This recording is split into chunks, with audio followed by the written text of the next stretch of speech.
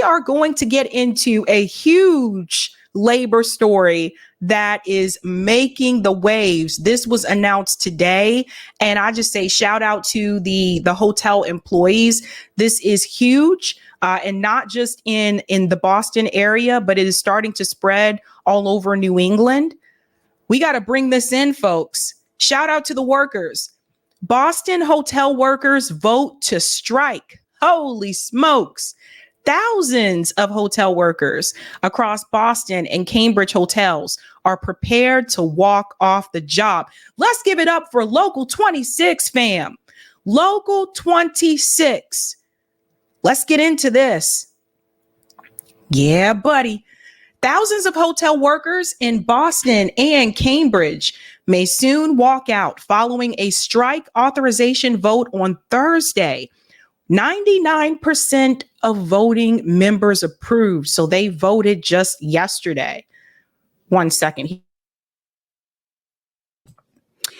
As many as 4,500 hotel workers in Boston and Cambridge could strike as early as August 31st. The Unite Here Local 26 Hospitality Workers Union, they announced this recently. The Boston Globe reported it would be the first citywide hotel action in modern history if the strike occurs. Ladies and gentlemen, they are not playing around, fam. They said, when we fight, we win. Let me tell you why this is incredibly significant. For those who don't live in the area, it is tourist season. So we have long winters here. So tourists usually come to the area during the summer and during the fall, right? So people come up here for the summer to get lobster, and you can go to Maine for that too. And it's actually even better in Maine, but they come up here to get the lobster rolls and to do the sightseeing and all that jazz, all the historic tours that you can do here, the duck boat tours. You guys know what I'm talking about, right? And in the fall, it's also a busy tourist season because a lot of people come up here to see fall foliage, right? And get all the pumpkin stuff. It's my favorite season. Pumpkin donuts, used to be pumpkin coffee until I stopped drinking pumpkin coffee, but pumpkin tea, pumpkin ravioli. It's pumpkin everywhere, man. So fall is my favorite season. If this strike goes through and it starts October or August 31st, as they said, you're talking about a huge impact to the economy here in Boston because we make a lot of money off of tourism alone. I remember reading this one day that Faneuil Hall, near the downtown area in Boston, it's one of the most visited places in the United States after Disney World. So there's a lot of tourists here right now, and they'll continue through the fall. However, if the hotel workers go on strike, those tourists are going to have to find another place to stay. Now, before you tell me, well, they can just rent an Airbnb. I don't know about you guys, but I have not had good experiences with Airbnbs, especially if the owner is still on the property and they don't have a separate entrance. Some of the Airbnb hosts, they have requirements such as you have a curfew, you have to knock on the door to have them let you in. And I don't know about you guys, but if I go out for a drink or something, I don't want to come back and knock on the door and have you let me in. I feel like I'm living with my parents again or something like that, right? It's kind of weird, right? Also, I don't want to have a curfew. I'm an adult. So I don't know, fam, where are all these people going to stay if all the hotel workers go on strike? So this is huge. Some properties that could be affected are the Omni Boston Hotel in Seaport. This is a huge one, guys. And the Seaport area in Boston used to be just nothing but abandoned warehouses and empty parking lots, but they've built that area up, and it's incredible now. There's a lot of restaurants down there and bars, and there's also a bowling alley in Seaport now. There's the LO Bean store. They've really built it up. So if this happens, this is going to be something else.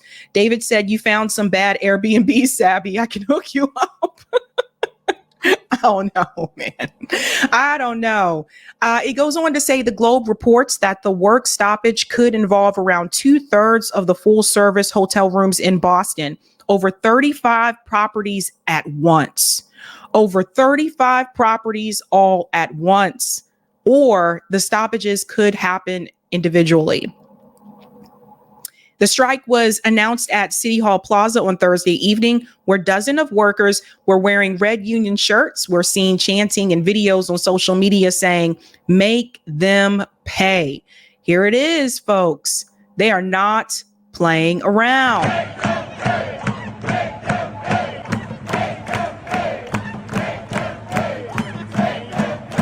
Hey, that's right. That's right.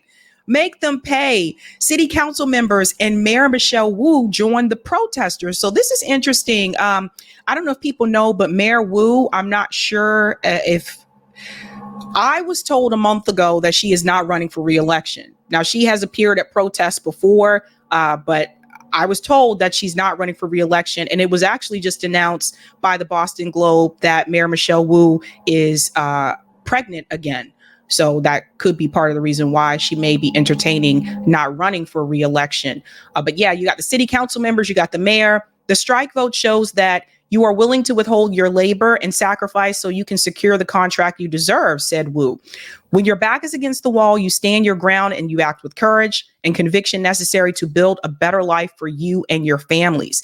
She continued, "Let me be crystal clear. You are not alone in this fight. The city of Boston is standing with you, and we have your back every step of the way." You see this here. What your work is worth.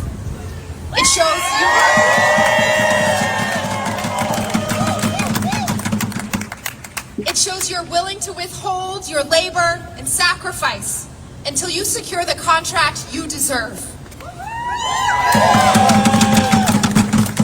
And that in this city, with this local, when your back is against the wall, you stand your ground and act with the courage and conviction necessary to build a better life for you and your families and families in Boston for generations to come. And I think the energy here today speaks for itself, but let me make it crystal clear. You are not alone in this fight.